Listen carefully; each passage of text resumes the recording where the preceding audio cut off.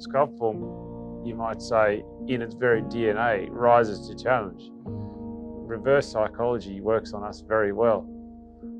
So if we see something we love, that we really default to yes rather than to no. This incredible sculpted space that is fluid, organic, sensuous. It's all those things, something we've never really done with Sculptform in the past. We're actually really inspired by what the architect does and what that end result is. So we're not just focused on supplying a product to a project, but we really see ourselves as integral to the architectural design team.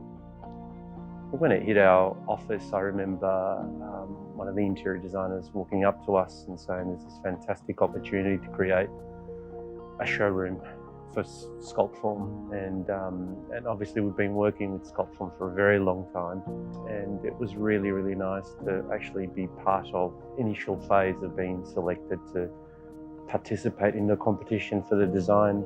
I think our very first project, and this was a little university project we did, was one of the few projects where Jeremy and his team literally worked with us to modify the thinking of their own product and explore other ways of doing things and explore the detailing. And I do remember working through a whole lot of details that weren't off the shelf, and Jeremy created, I suppose, a lot of the thinking back then that made that project what it was, and that was a very successful project.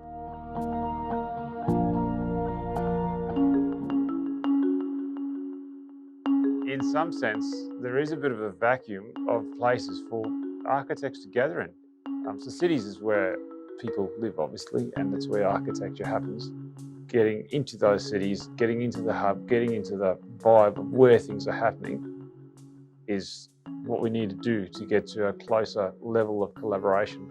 I got particularly excited about the proximity of the project to our own office and it being in the CBD. So for us, that aspect of the brief was pretty exciting. We treated the competition as a challenge to really push Sculptform and their team. So we were pretty confident that, they could possibly go on that journey and create something special. And there was this sculpture. It was literally a sculpture inside of this building. And it was like, wow, we did not expect that.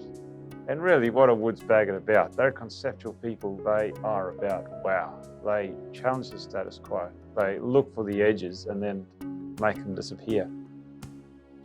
For us, understanding that Jeremy was actually going to get this machine, when he mentioned that he had this machine to basically curve timber and through a steam process, that was pretty exciting, which meant that our concept was pretty much going to look very similar to the very initial renders that we did. Working from first principles is something that Sculptform are actually particularly good at. We'll go back to the fundamentals of a thing and work out the first principles and then take calculated decisions and then experimentation.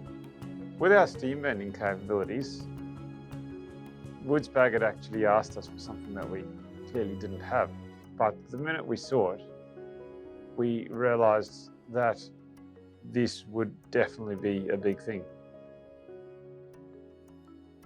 The curved timber is fundamental to the success of the space. So the concept was very, very curved.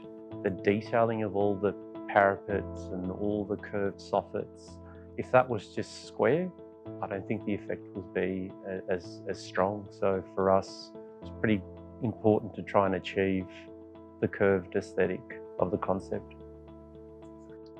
When people enter the studio, we want them to be exhilarated. We want their heartbeat to go from approximately 70 beats per minute to about 140. That we'd consider that to be a good outcome. We want them to continue to be excited. We want not only to create an initial impact, but for them to be comfortable in the space, to feel the atmosphere. And it's not just the material atmosphere, but the atmosphere of the culture of Sculptform, who we are as a company. We're a relaxed, authentic company. We're out there to achieve results. Having showrooms, especially ones like this where designers can come and interact with the suppliers to create new things, is pretty unique. So having it in the CBD where all our offices are and clients, it's fantastic. We can bring clients here. We can actually make them part of the journey as well. So I think that's a pretty unique proposition. With a studio, it's about actually achieving an outcome, actually achieving that project or the render that I've dreamt about.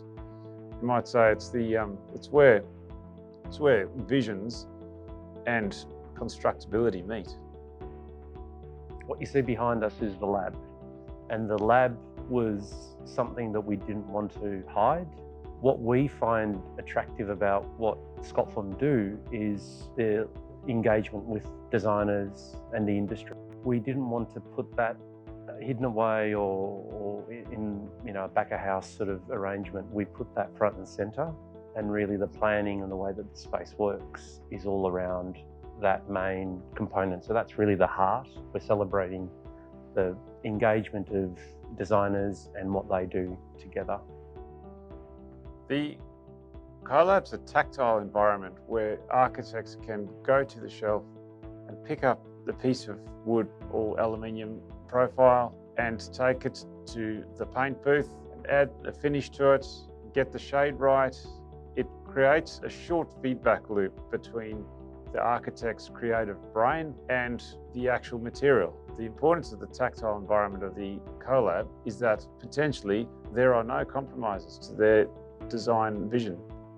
Coming in, I would say that most of this front of house area here is really that engagement space with clients. So it can be used for a variety of events. The auditorium behind us, tiered, there's a screen that drops down, so it can be used for clients and engagement like that from that point of view. So as you then circulate around the lab, you experience a series of other spaces, an exhibition gallery space, which rotates around to the workplace area, some meeting rooms, and then back through to the auditorium space on the left and down into the arrival. So it's a pretty simple solution, very effective, very clear.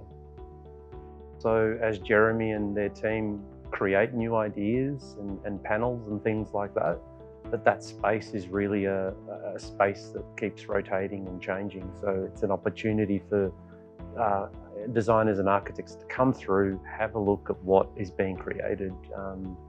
So I think that space is pretty key to demonstrating what Sculptform actually do. We like to get involved fairly early on with architects.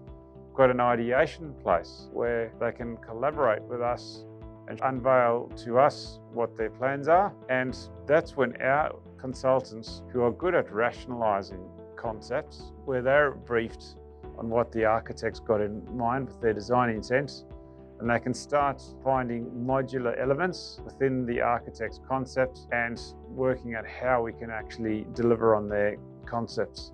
Part of experimentation is iteration. So it's taking feedback, it's trying something out, getting feedback from the user, working out what we can do better, and then doing an iteration and then experimenting again. So by its nature, iteration and experimentation involves continuous improvement.